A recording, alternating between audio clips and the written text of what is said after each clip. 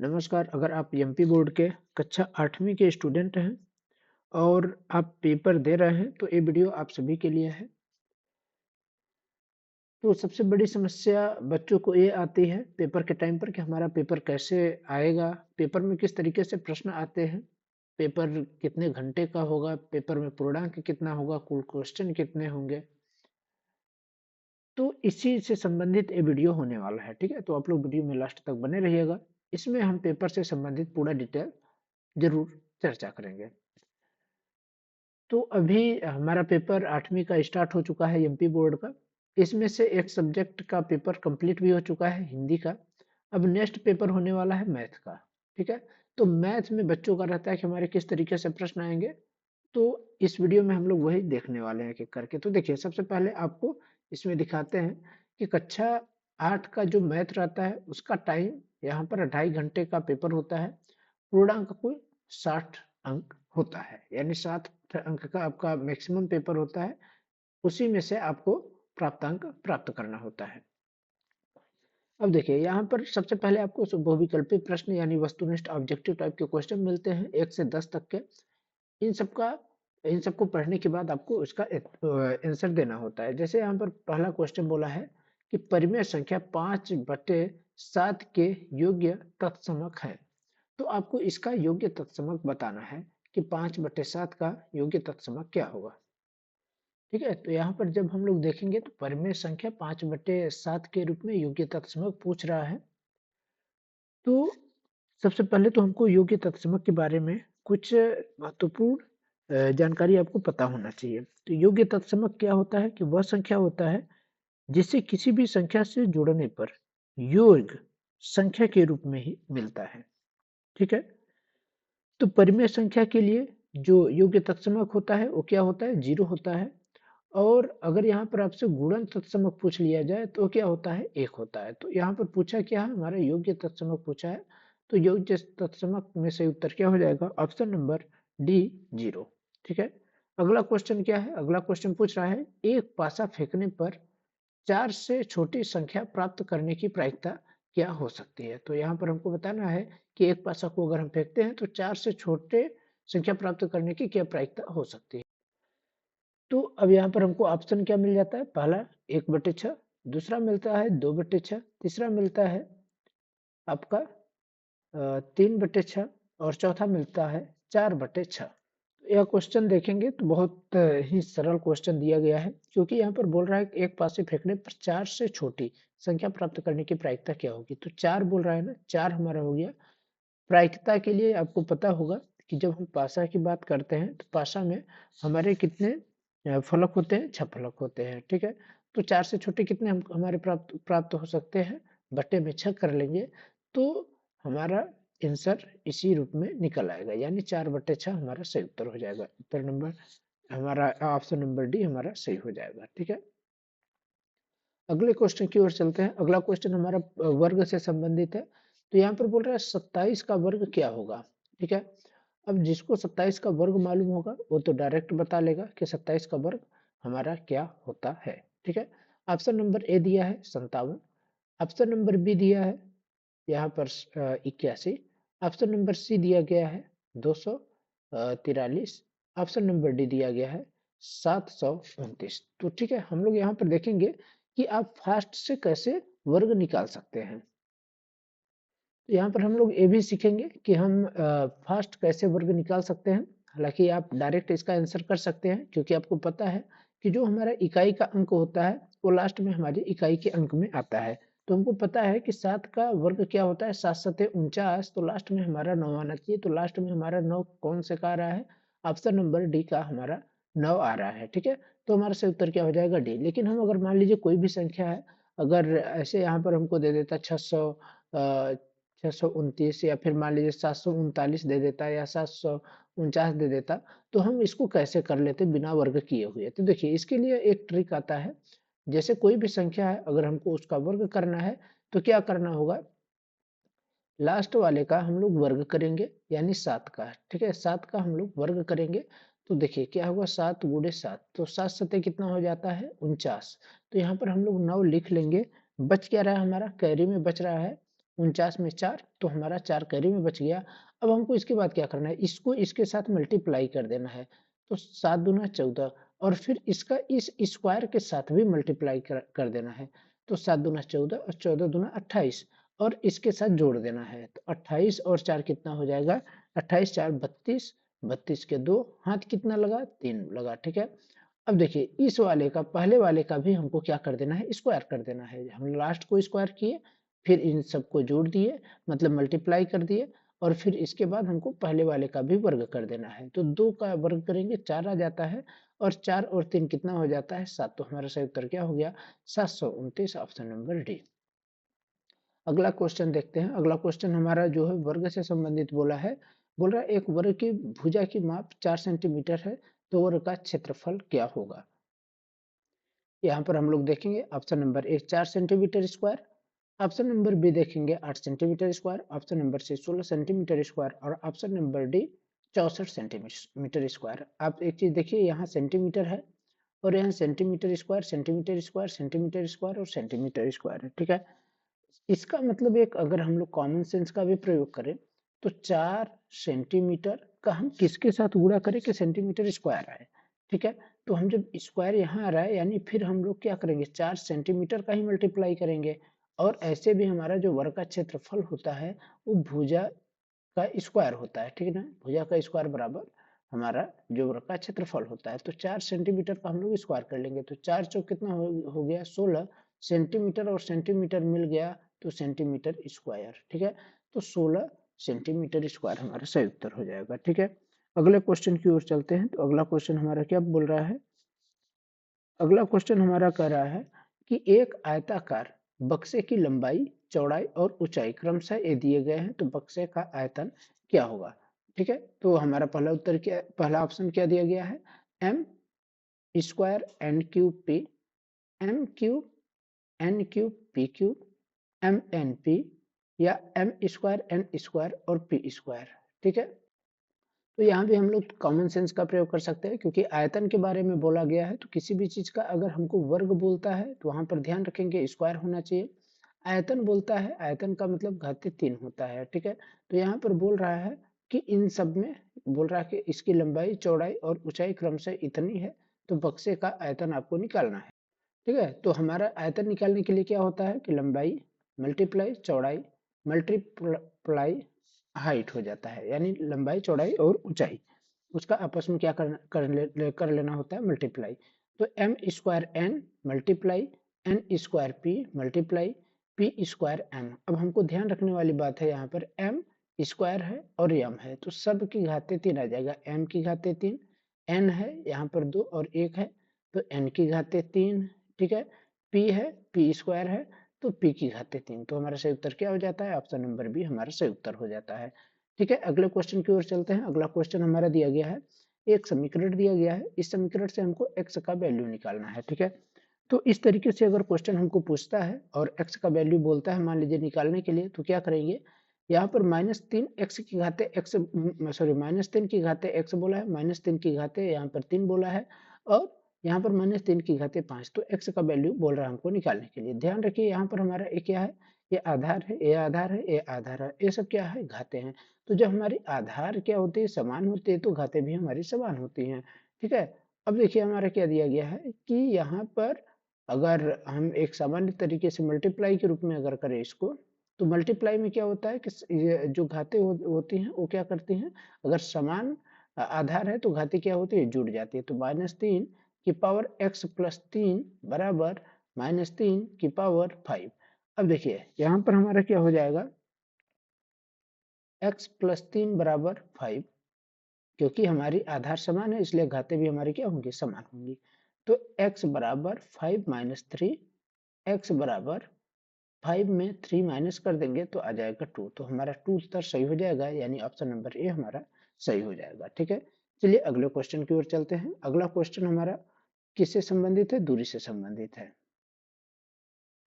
तो इस क्वेश्चन को अगर हम बेसिक तरीके से सॉल्व करने का प्रयास करें, तो क्या हो जाएगा, यहाँ पर 42 किलोमीटर बोल रहा है कि 3 लीटर पेट्रोल में चलता है, यानी 3 लीटर पेट्रोल में हमारा कितना चला, 42 किलोमीटर। तो 1 लीटर के पेट्रोल में हमारा कितना चलेगा, 42/3। 14 28 14 के 42, 1 लीटर में हमारा 14 किलोमीटर चलेगा। तो बोल रहा है फिर 5 लीटर में कितने किलोमीटर चलेगा। हम 5 का इधर भी मल्टीप्लाई कर देंगे, 5 का इधर भी, तो हमारा डायरेक्ट आंसर आ जाएगा। तो 5 लीटर में हमारा 14 पंचे 70 हो जाएगा, यानी 70 हमारा सही उत्तर हो जाएगा, ऑप्शन नंबर सी। अगला क्वेश्चन दिया गया है कि 24x(y)² जेड की घाते 3 को भाग करना है 6y(z)² से, तो इसका मान क्या हो जाएगा। तो हम लोग डायरेक्ट यहाँ पर सॉल्व कर लेते हैं। 6y(z)² को हमको डिवाइड करना है किससे। अच्छा, इसको हम लोग इस तरीके से अगर डिवाइड ना करें, अगर सामान्य तरीके से जैसे क्वेश्चन में दे रहा है, अगर उसी तरीके से करें तो ज़्यादा अच्छा रहेगा। 24x(y)² यहाँ पर डिवाइडेड x(y)(z)²। अब 6 से इसको कट कर लेते हैं, 4 आ गया। y से y का स्क्वायर है तो कट गया। यहाँ z² है तो यहाँ भी 1 बचेगा, यानी क्या हो गया 4x y और z। 4x y z हमारा सही उत्तर हो जाएगा, ऑप्शन नंबर बी हमारा सही हो गया। ठीक है, अगले क्वेश्चन की ओर चलते हैं। तो यहाँ पर बोल रहा है कि कौन सा एक पूर्ण घन संख्या है। अगले क्वेश्चन में हमको पूर्ण घन संख्या बताना है। तो आपको पता होगा कि जैसे हम लोग एक का अगर पूर्ण घन करें तो 1 की power 3 equal to 1 multiply 1 multiply 1, तो क्या हो जाता है 1 1 जा 1 और फिर 1 1 जा 1, यानी 1 आ जाता है। 2 का क्यूब हो जाता है 2 इंटू 2 इंटू 2। ठीक है, पूर्ण घन बोल रहा है। तो यहाँ पर हम लोग निम्नलिखित में से कौन सी पूर्ण घन संख्या है। ठीक है, अब यहाँ पर हम लोग इसका देखें तो ये हमारा क्या हो जाएगा 2, यहाँ पर हो जाएगा 8 आना चाहिए। तो क्या 8 है इसमें, नहीं है। 3 का भी देखेंगे तो हमारा 27 आ जाएगा, तो ये भी नहीं है। हमारा सही उत्तर क्या हो जाएगा, ऑप्शन नंबर ए हमारा पूर्ण घन संख्या है। अगला जाइए, क्योंकि अगर हम इसकी बात करें तो ये हमारा क्या होगा, पूर्ण वर्ग होगा। ठीक है, एक घन नहीं है, ये तो हमारा है ही नहीं, ये भी हमारा नहीं है, तो हमारा सही उत्तर क्या हो गया, ए नंबर। अगले क्वेश्चन की ओर चलते हैं। अगला क्वेश्चन हमको बोल रहा है एक थैले में 3 लाल 4 नीले कंचे, थैले में बिना देखे एक कंचा निकालने पर पीले रंग का कंचा प्राप्त होने की क्या प्रायिकता होगी। तो अगर इसको हम लोग देखें तो नीले की संख्या कितनी है, 4, टोटल कितना ओवरऑल हमारे हैं 7। ठीक है, तो हमारा सही उत्तर हो जाएगा 4/7, हमारा ए नंबर सही हो जाएगा। अगला क्वेश्चन यहाँ पर दिया है, निम्नलिखित प्रश्नों को आपको हल करना है। समीकरण दिया गया है, तो यहाँ पर 2/3x + 3 = 5। तो अब इस समीकरण को अगर हम सॉल्व करें तो पहले यहाँ पर हम लोग ए हर में है, ए अंश में है, तो 2x है 3 करेंगे और प्लस इस 3 का इसके साथ एलसीएम ले लिए तो 1 बचा है। ठीक है, और यहाँ पर हो गया 3 3 9 = 5। अब यहाँ क्या हो गया हमारा 2x + 9 = 15। 2x = 6, x = 3, तो x का वैल्यू क्या हो जाएगा हमारा 3। ये हमारा आंसर। ये हमारे 3 नंबर के प्रश्न दिया गया है। चलिए अगला क्वेश्चन हम लोग देखेंगे। तो इस समबाहु त्रिभुज से संबंधित दिया गया है, तो इसकी भुजाओं ज्ञात करना है। बोल रहा है कि इस समबाहु त्रिभुज के प्रत्येक कोणों की माप ज्ञात करना है। प्रत्येक कोण 24 डिग्री के हैं। ठीक है, और बहुभुज की भुजाओं की संख्या ज्ञात करना है हमको। ठीक है, यहाँ पर बहुभुज के प्रत्येक कोण का माप हमको कितना दिया गया है, प्रत्येक कोण का माप हमको दिया गया है 24 डिग्री। तो जो इसकी भुजाओं की संख्या कितनी हो सकती है, ये हमसे पूछ रहा है। तो 360/24 यहाँ आप डिवाइड कर लीजिए। तो इसको अगर अलग अलग धीरे धीरे काटें तो कितना हो जाता है, 18 दूना 36 और यहाँ 12, यहाँ 15 आ जाएगा। ठीक है, तो हमारा सही उत्तर क्या हो जाएगा, 15। अगला देख लेते हैं। यहाँ पर पंक्तियों की संख्या पूछ रहा है। एक विद्यालय में प्रार्थना सभा में कुल 225 छात्र सम्मिलित हैं। प्रार्थना सभा की प्रत्येक पंक्ति में उतने ही विद्यार्थी हैं जितने की पंक्ति की संख्या है। तो पंक्तियों की संख्या कितनी होगी। अब देखिए एक क्या है, एक एक अगर माइंड में थोड़ा देखेंगे, प्रार्थना सभा की प्रत्येक पंक्ति में उतने ही विद्यार्थी हैं जितनी पंक्तियों की संख्या, यानी अगर एक पंक्ति होगी तो उसमें एक विद्यार्थी होगा, 2 पंक्ति होगी तो 2 विद्यार्थी होगा, 3 पंक्ति होगी तो 3 विद्यार्थी होगा। तो इसी तरीके से बोल रहा है कि ये वर्ग एक इस क्या है, स्क्वायर है। तो किसका है, मान लीजिए हम x ले लेते हैं, x पंक्ति है और उसमें एक तो x विद्यार्थी हैं, तो x स्क्वायर बराबर कितना हो गया 225। तो अब x का वैल्यू निकालेंगे तो 225 ये हमारा रूट में आ गया। अब ये हमारा किसका वर्गमूल है, तो x बराबर 15 का वर्गमूल है। ठीक है, तो ये हमारा उत्तर हो गया। चलिए अगले क्वेश्चन की ओर चलते हैं। अगला क्वेश्चन हमको बोल रहा है, एक व्यक्ति गीली मिट्टी का एक घना बनाता है जिसकी भुजाएं इतना इतना इतना दिया गया है। तो इसमें घनाभों की कितनी आवश्यकता होगी। तो हमको पता है कि घनाभों की आवश्यकता के लिए क्या करना होगा, इसका इसके साथ मल्टीप्लाई कर देना होगा तीनों को। ठीक है, तो 12 मल्टीप्लाई 9 मल्टीप्लाई 8। ठीक है, ये हमारा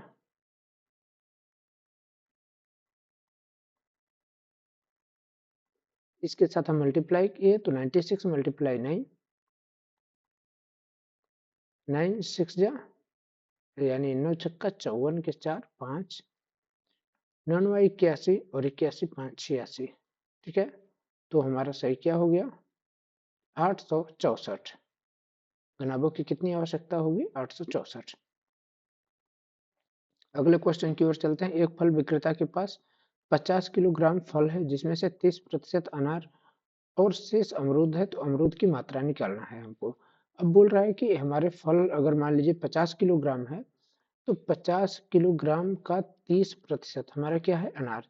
तो 50 किलोग्राम का 30% हम लोग निकाल लेते हैं। तो 30% का चिन्ह होता है 100। तो इसको कर लीजिए, यानी 15 हमारे कितने हैं 15। 15 क्या है अनार है, कितने में से 50 किलोग्राम में से। ठीक है, तो यहाँ पर 50 माइनस 15 बराबर यहाँ हो गया 35। 35 किलोग्राम हमारा अमरूद होगा। ठीक है, अगला क्वेश्चन है हमको गुणा करना है। तो गुणा करना है a प्लस 3b स्क्वायर का किसके साथ 2a माइनस 5 के साथ। देखिए हम पहले इसका पूरे के साथ मल्टीप्लाई करेंगे फिर इसका a 2a माइनस 5 प्लस का चिन्ह है प्लस लगा लो 3b स्क्वायर 2a माइनस 5। यहाँ पर हम करेंगे तो 2a square minus 5a plus 3 और 3 का 2 के साथ किया तो 6 हो गया यहाँ पर। ठीक है, और a b square minus 3b square sorry 15b square. अब हमारा देखिए यहाँ पर a है और यहाँ पर b। तो इस तरीके से अगर देखें तो a स्क्वायर को कर लेते हैं पहले।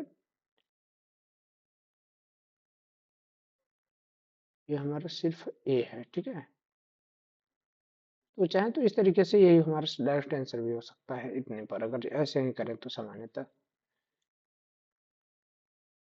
सूर्य की औसत त्रिज्या इतनी है तो त्रिज्या का मानक रूप यहाँ पर बोल रहा है आपको लिखने के लिए।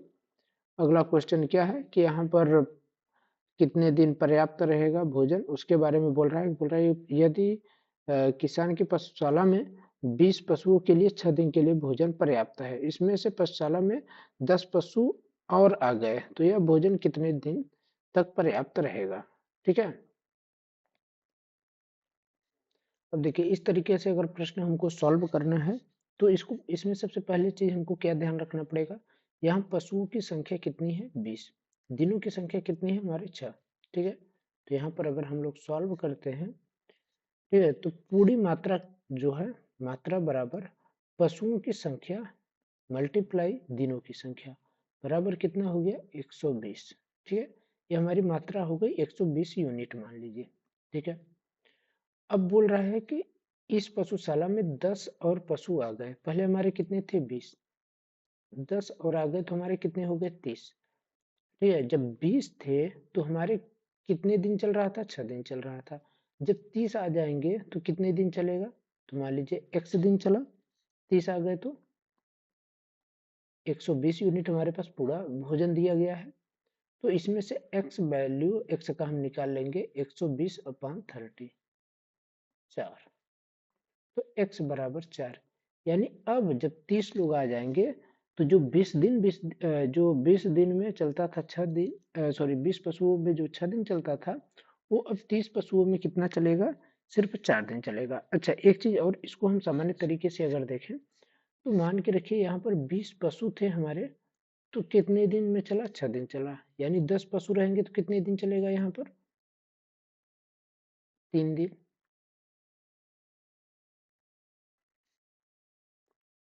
तो क्या यहाँ पर 3 हो सकता है? नहीं, यहाँ पर 3 नहीं हो सकता। क्यों? क्योंकि यहाँ पर हमारे जब 20 लोग थे तो एक जब 6 दिन चलता था, तो क्या 10 लोग रहेंगे तो 3 दिन चलेगा? नहीं, यहाँ पर इसका डबल होगा, ठीक है, 12 दिन चलेगा। तो अगर सामान्य तरीके से हम लोग देखें तो इस तरीके से आप प्रयोग करके अपना आंसर ला सकते हैं। ठीक है, अगला क्वेश्चन है, इसमें गुणनखंड करने के लिए बोल रहा है। तो इसका हम लोग अगर गुणनखंड करेंगे 4p² माइनस 9q², तो क्या हो जाएगा? देखिए 4 किसका वर्ग है? 2 का है। p ये हो गया हमारा p² माइनस 3q²। गुणनखंड के लिए बोला है तो गुणनखंड में क्या हो जाएगा?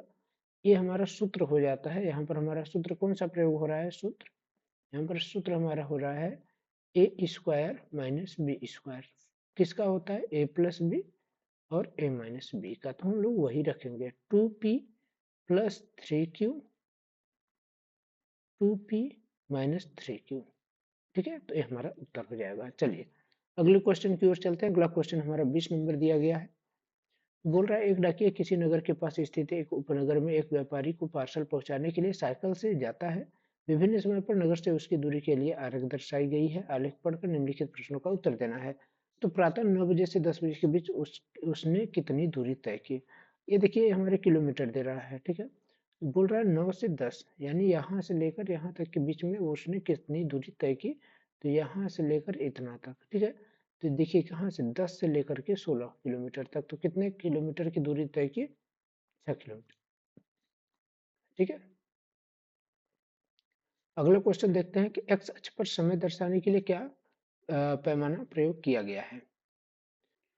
तो यहाँ पर देखिए हमारा जो पैमाना पूछ रहा है, तो यहाँ पर दूरी और समय का पैमाना दिखा रहा है। ठीक है, तो समय है तो क्या है? दूरी हो जाएगा यहाँ पर। ठीक है, समय में हम अगर बात करें तो यहाँ पर किलोमीटर में है, तो ये हमारा घंटे में रहेगा। ठीक है ना। अब देखिए डाकिये को नगर से व्यापारी के स्थान जाने में कितना समय लगा? तो ये हमारा देखिए यहाँ से 0 से स्टार्ट हो रहा है। अगर पूरे की अगर बात करेंगे हम, तो 22 घंटे लगेगा। हम लोग क्वेश्चन एक बार फिर से देख लेते हैं। बोल रहा है कि नगे स्थित एक उपनगर में एक व्यापारी को पार्सल पहुंचाने के लिए साइकिल से जाता है। हाँ, ठीक है, तो हमारा यही उत्तर हो जाएगा, 22 घंटे।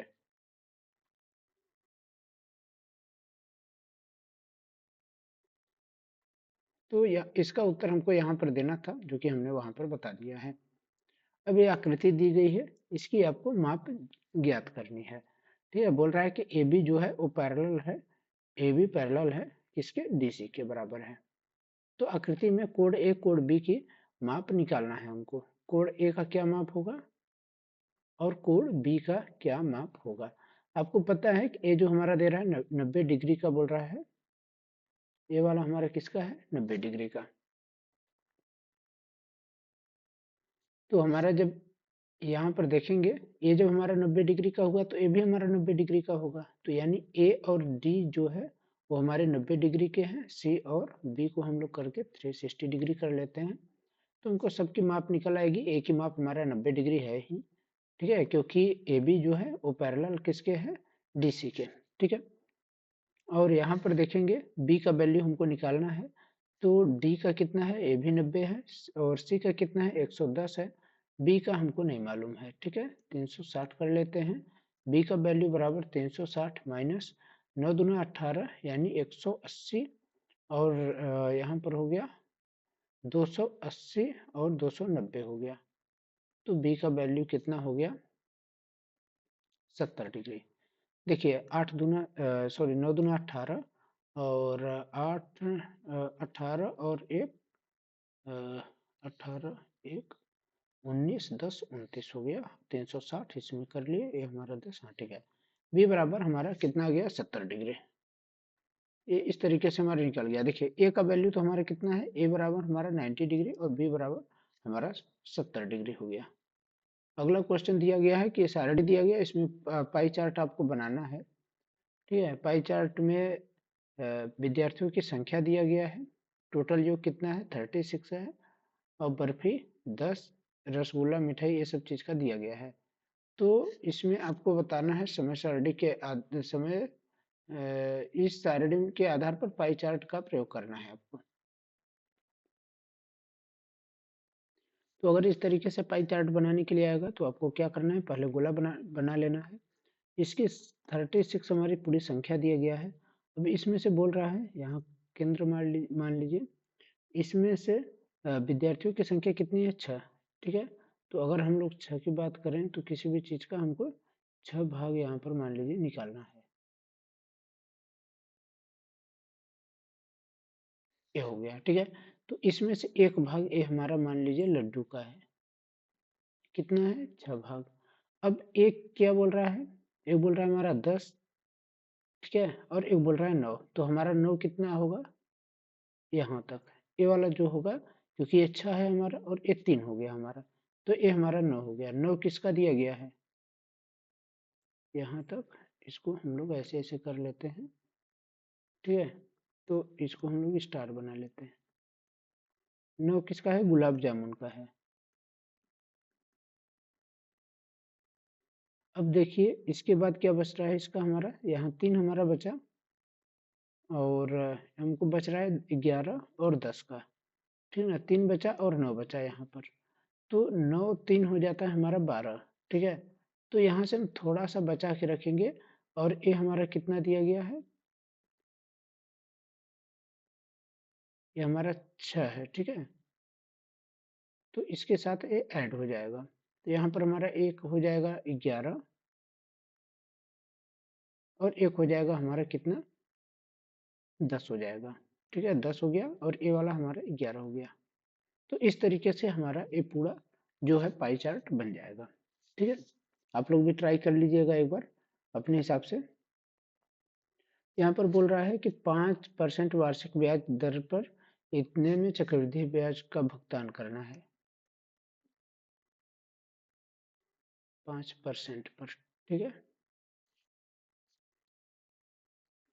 तो भुगतान की गई कुल राशि बोल रहा है 105, 2 साल के लिए है। 2 जीरो से 2 जीरो काटिए, 1 जीरो से 1 जीरो काट दीजिए। यह हमारा 10 हो रहा है, इससे काटते हैं, इससे काटते हैं, तो यहाँ पर हमारा आ जाएगा 2 पंचे 10, और यहाँ पर 2 पंचे 10, 5 एकम 5, 2 से काट देते हैं, 8 आ गया। इसका हम क्या कर लेते हैं, इसके साथ मल्टीप्लाई कर लेते हैं, 8 पंचे 40। ठीक है, और ये हमारा 840 मल्टीप्लाई 21 बराबर 0 आ गया। 21 चौक 84 के 4 हाथ लगा 8, 21 अट्ठे 168, और 8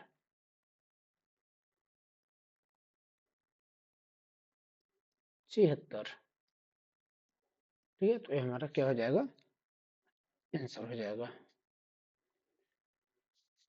इसमें बोल रहा है बेलन का आयतन निकालने के लिए। अब बेलन के आयतन में बोल रहा है कि इतनी लंबाई दिया गया है, ये इसकी त्रिज्या है, तो बेलन का आयतन ज्ञात करना है। तो आपको पता होगा कि बेलन का आयतन का सूत्र होता है वॉल्यूम बराबर पाई आर स्क्वायर एच। तो हमारा पाई का कितना दिया है, 22/7। आर का वैल्यू कितना दिया गया है, 7 दिया गया है, तो 7 गुणे 7। हाइट कितना दिया गया है, हाइट हमारा 20 दिया गया है, 7 से 7 काट दीजिए, आ गया 22 मल्टीप्लाई 7 मल्टीप्लाई ये हो गया। ठीक है, अब यहाँ पर इसको हम लोग कर लेते हैं, 7 दूना 14, 7 दूना 14, 1 15 मल्टीप्लाई 2, 0 हो गया, 8 हो गया, और 15 दूना 30 हो गया, यानी 3080। इसका हमारा सही उत्तर हो जाएगा। तो इस तरीके से ये समाप्त होता है हमारा। आशा करता हूँ कि आप सभी को ये प्रश्न पत्र अच्छा लगा होगा। आप लोग एक बार इसको ट्राई करिएगा अपने से भी, पेपर से पहले जरूर ट्राई कर लीजिएगा, जिससे आपको पेपर में सहूलियत रहे और आसानी से आप क्वेश्चन सॉल्व कर सकें। ठीक है, आप जरूर कमेंट करके बताइएगा कि आपको वीडियो कैसा लगा। अगर वीडियो अच्छा लगा हो तो इसको लाइक कर दीजिए, और चाहें तो अपने दोस्तों तक शेयर कर सकते हैं। ठीक है, अगर फिर भी कोई समस्या आ रही है तो आप लोग कमेंट करके पूछ सकते हैं, और चैनल को अभी तक सब्सक्राइब नहीं किए हैं तो इसको फटाक से सब्सक्राइब कर लीजिए। धन्यवाद।